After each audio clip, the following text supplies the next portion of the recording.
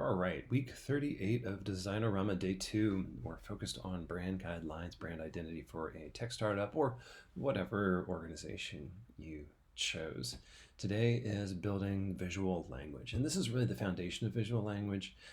Certainly look through this brand guidelines topic on IXDF.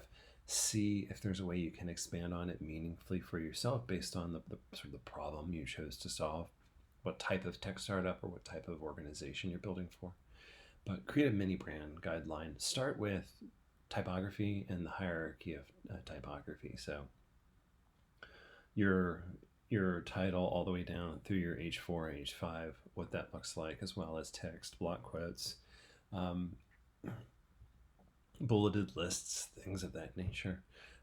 Look at your primary and secondary colors, maybe a tertiary, and see how that might work in different contrast modes on different light and dark substrates, backgrounds.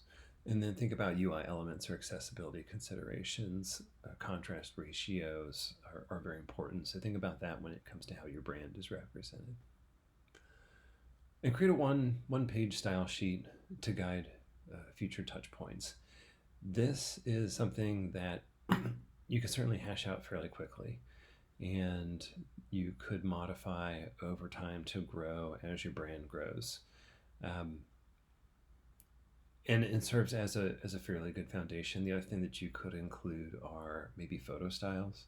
So if you had, by nature, a sort of descriptive guidelines for what photos should have, whether it's the attitudes of the people in them, whether they show action or things being still, whether it's nature or people, and what there may be additional sort of qualifications within each of those categories that help align people with what sort of imagery they can use, whether it's illustrations or photos themselves. But certainly think about a lot of that as you're going through this. I'd say at a bare minimum, present what's here and present it well. So the typography hierarchy, the primary and secondary colors, and then UI elements or accessibility, and think about UI elements or accessibility considerations. Best of luck with this. If you've never done this before, it can feel easy and hard at the same time. And I would encourage you, if you get through this very quickly, to stop and think, what can I do to make this a little bit better? What can I do to push myself a little bit here, and look through the brand guidelines resource and see if there are a few things that you can do.